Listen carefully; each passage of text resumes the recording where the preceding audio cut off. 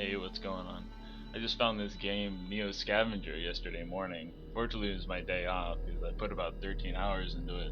Not consecutively, but altogether. I was up until about 3 a.m. this morning playing it before I finally went to sleep, so I was taken by surprise by this game. It's a lot more in-depth than it looks like just in the pictures on Steam. I was going through the comments and they said there's a demo. I've been looking at it for a while. I just never could bring myself to put down the $15. So I tried the demo, played for about 30 minutes, and I was sold. So I got it. I'm here to share it with you guys. So I have a little bit of experience with this game. Uh, I keep trying a bunch of different things, but I think my favorite so far is Strong, Medic, Tracking, Eagle Eye, Tough, and then Negative Metabolism. So I go with Strong because you can use Strong while you're scavenging, and it gives you a better loot chance. It reduces like the safety, but I kind of think the risk reward is worth it. Um, I've had my guy crushed plenty of times doing that, but I've gotten a lot of really good items out of it too. Medic, I like being the medic. That's my profession, and so it kind of, I don't know, it's just kind of suits me. I just like to be able to know what's going on with my guy and take care of him. It helps in the long run, I feel. And also, I'll show you a couple things at the beginning once we start. Tracking, another little ability. It only costs one, so it's worth it. Plus, in the beginning, again, you get some bonus stuff, which I'll show you in a second. Eagle Eye, or maybe it's Eagle Eye. I think it's Eagle Eye that you get the extra thing from the cryogen area. Anyways, this comes in handy in a few situations I've noticed. Tough, tough is nice just because I've used headbutt a lot actually, which is surprising in combat.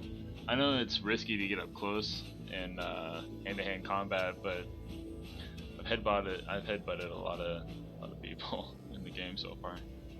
And also the resistance to wounds is nice. Kind of goes hand in hand with medic. So not only am I more resistant to the injuries that I receive, but I can heal them and see what's going on more in detail with my guy.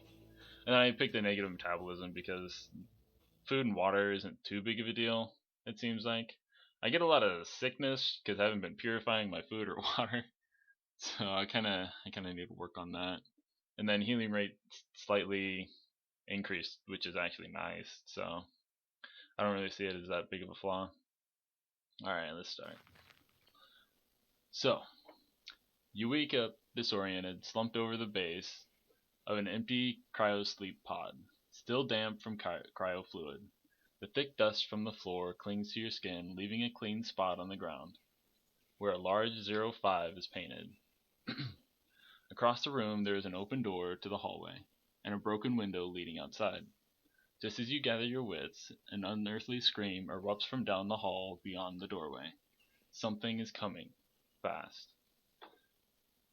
And you could fight the werewolf guy who's coming, or you can use medic. I always use medic, so I'm gonna use the emergency dump for another stasis tank. And there's the CEO and the reality show star. I haven't really figured out if like there's really a difference. I don't know if like maybe I use the CEO later, but I always dump the reality show star because I figured kind of useless in the future in this post-apocalyptic future. So I always dump him. Punching the code for the celebrity, you rush back to your own tube and reseal it. Tank number 1 starts to hum, and the seal breaks with a roaring rush of fluid. The room squeals and flexes with the chilling cold of the liquid nitrogen covering the floor. Within moments, the nitrogen has boiled off at room temperature, leaving a frozen man-sickle on the floor.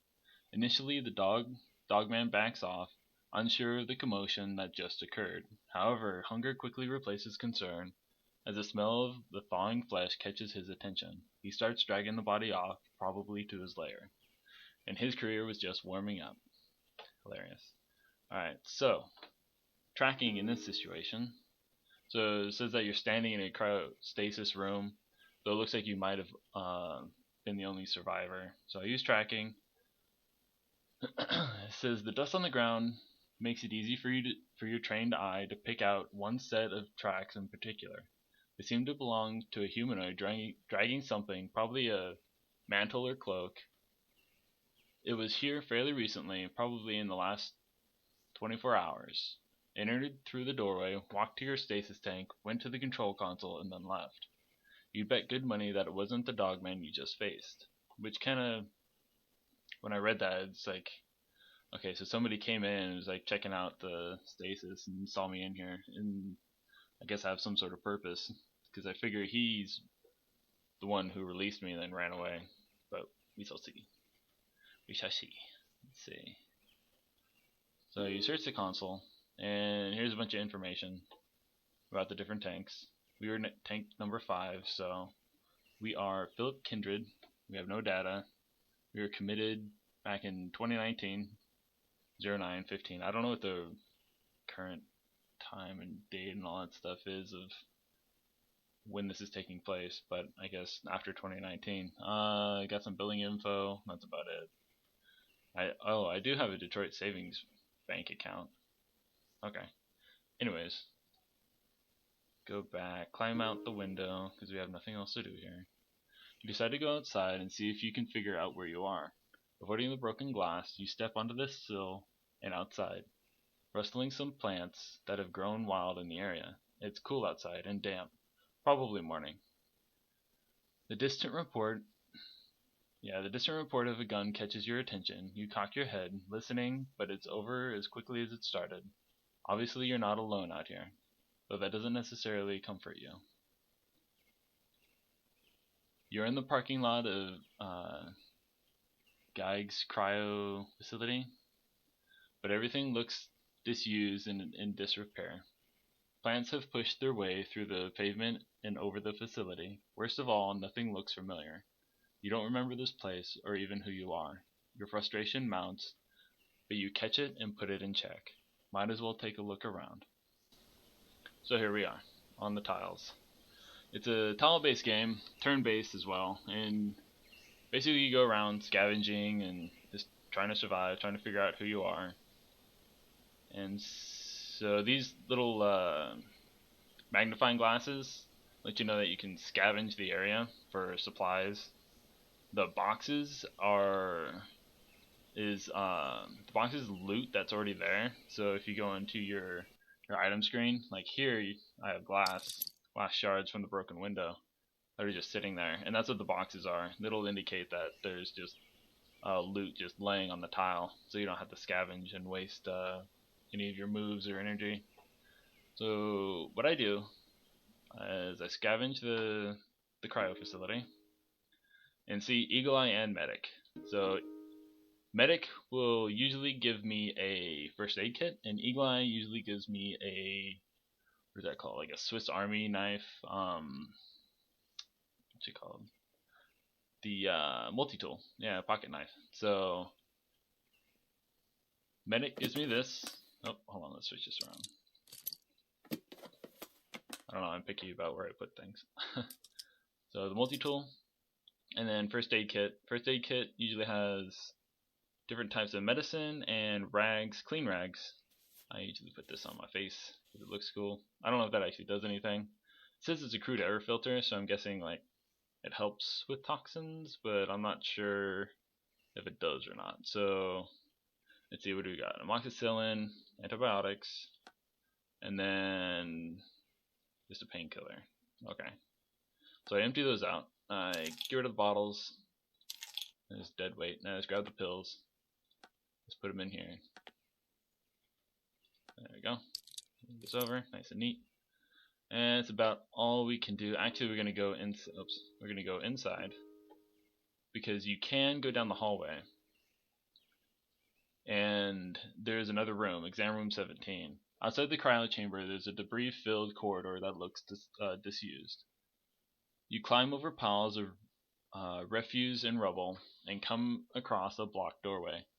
A plaque on the wall reads Exam Room 17. Forcing the barricade aside, you peer into what looks like a clinic exam room. While there appears to be little worth looting, this room looks like it could make a great hole-up site.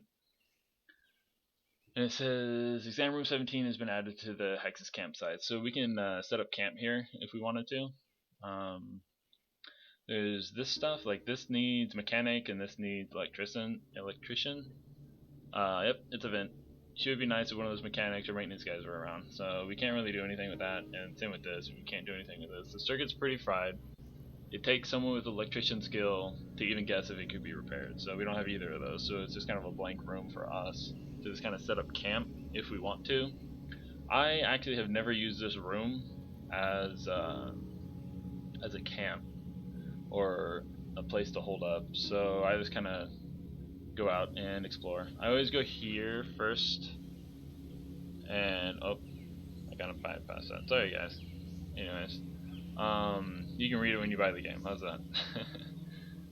So I scavenge this little area, and okay, unfortunately that's not locked because we don't have a crowbar yet. So go ahead and go in there. Suburbs were hit hard and collapsed, with masses of people fleeing urban centers in search of supplies and supernatural threats encroaching from the wilds. The suburbs became the front lines in a war for survival. Still, houses like these are so numerous that they still have been entirely missed by scavengers, and they tend to be less likely to fall. Over than the bigger buildings in urban centers. So here you go. Here's a strong. It's scavenge brutishly, which reduces the sneak and safety, but it increases your loot, which I like. So it's kind of like a risk reward kind of thing, but so probably alerted nearby creatures. But I've noticed that there's usually never creatures. I haven't been attacked like first turn ever, I don't think. So I just kind of go at it. Again, strong. Oh, there we go. There's a bunch of stuff. So we got t-shirt. I just stack these things up until it doesn't let me stack anymore. There's some water. Branch, shoe for the right foot, which 82%, that's not bad. Oh, we got shopping bags.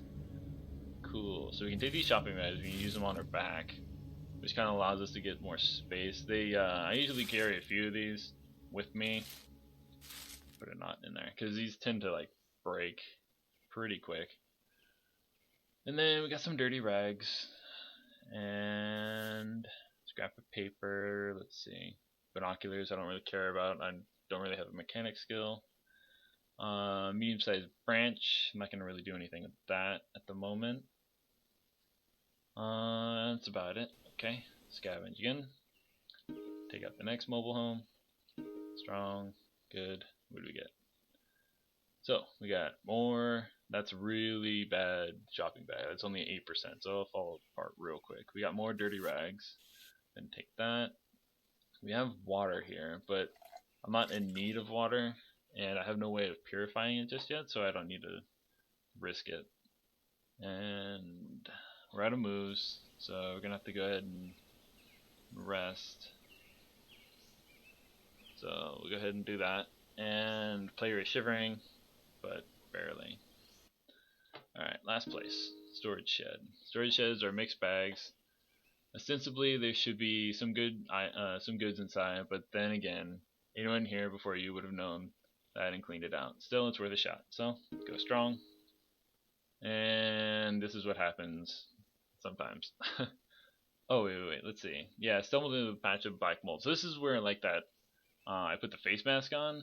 Hopefully it kind of counters this toxic black mold, where it says you're certain someone's kicked out by your disturbance, but maybe you avoided inhaling too much, but there's no useful item. So that's kind of the risk reward part of the brutish scavenging, but it's whatever. Oh look, there's another city right there. Anyways, so what I'm gonna do first is come in here.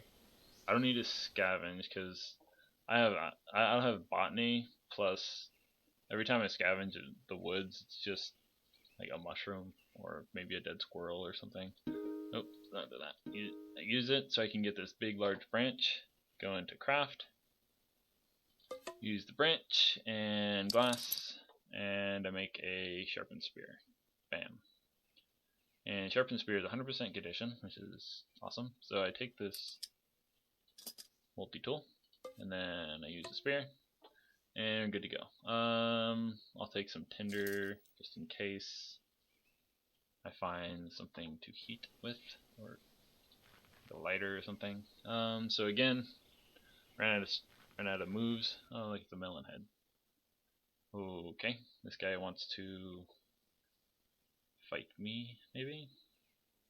Always take cover, just in case. They take cover too. And then I just kind of like, oh, he hasn't seen me yet. Ah, okay. He's feeble, frail, barefoot, behind cover. I am actually going to switch to spear throw. I'm going to sneak towards him. See if he notices me yet. Nope, not yet. Let's see if he can get one more closer. Still hasn't noticed me. He's looking. He's definitely looking. I'm going to throw my spear at him. Oh, damn. Nailed him. Alright, let's see. What did we do? He searches for me, and then I attack him. So, player should Melonhead's upper chest with sharpened spear throw. Melonhead starts coughing up blood and is unconscious, which is fantastic. He fell to the ground, must regain footing to continue, exposed to easy attack from movement, is stunned and unable to move, he falls asleep, so basically he's unconscious, he passes out. And then I switched back to punch, and Melonhead died due to cardiac arrest. Okay, well, good enough for me. It said he died, so go ahead and charge forward. He's dead. Okay, cool. And he had string, at least, I guess.